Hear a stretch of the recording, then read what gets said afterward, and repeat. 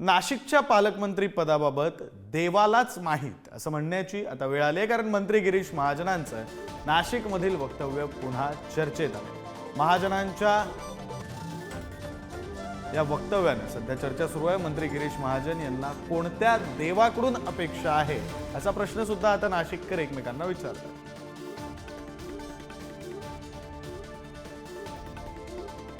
त्याबद्दल मी काय सांगणार, देवालाच माहित। आता 33 कोटी देव आहेत आपले। राज्याचे सूत्र आहे त्या देवाला की ज्या निवृत्तीनाथ महाराजांच्या तुम्ही समाधी मंदिराची महापूजा केली। मी देवाला म्हणणारा माणूस आहे, तर बघू काय होतं। तर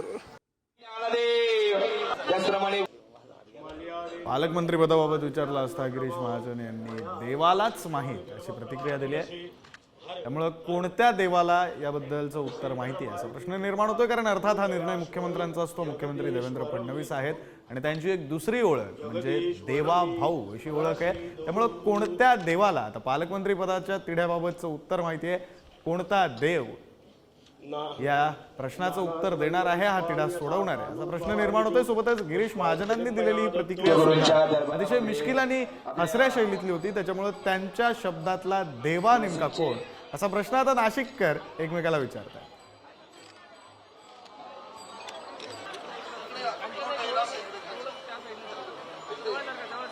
कुंडली गोरदार विठ्ठल श्री ज्ञानदेव, त्याचप्रमाणे वैभव सर गुगे यांचा सन्मान अमरजीत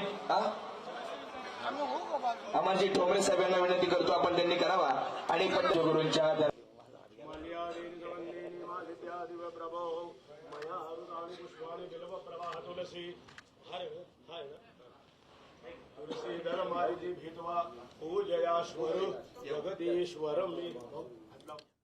तर पौषवारी निमित्तानं संतश्रेष्ठ निवृत्तीनाथ महाराज समाधी मंदिरात भाविकांनी सुद्धा गर्दी केली आहे। आपण पाहूया।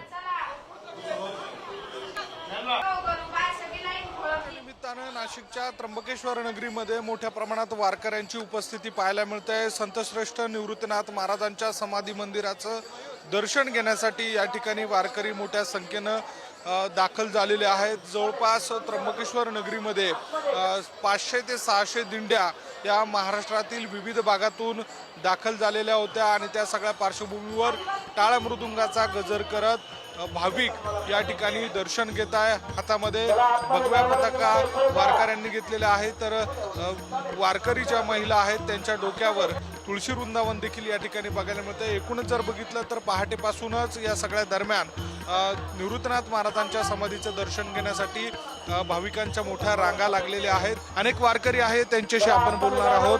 काय सांगाल, या ठिकाणी दर्शन घेण्यासाठी आलेला आहात, कुठून आलेला आहात तुम्ही? आम्ही सिन्नरहून आलो। काय भावना आहेत आजच्या दिवशी तुम्ही निवृत्तीनाथ दादांचं दर्शन घेता? निवृत्तीनाथ दादांचं दर्शन घेतल्याने मन समाधान होतं, आपली इच्छा पूर्ण होते। कुठून आलेला आहात? हो दर्शन हो दर्शन घेतलं माऊली साहेबांना। आम्ही बघून आलो।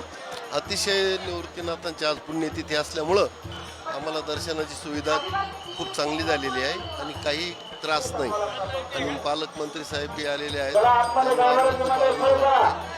वारकऱ्यांनी दर्शनासाठी या ठिकाणी मोठ्या रांगा लावलेल्या आहेत। शासकीय पूजा पार पडल्यानंतर या ठिकाणी वारकऱ्यांसाठी हे मंदिर दिवसभर दर्शनासाठी खुलं राहणार असल्याची माहिती विश्वस्त मंडळाकडनं देण्यात आलेली आहे। जर्नलिस्ट जय साबळेसह मी किरण ताजने, उदा रिपोर्ट।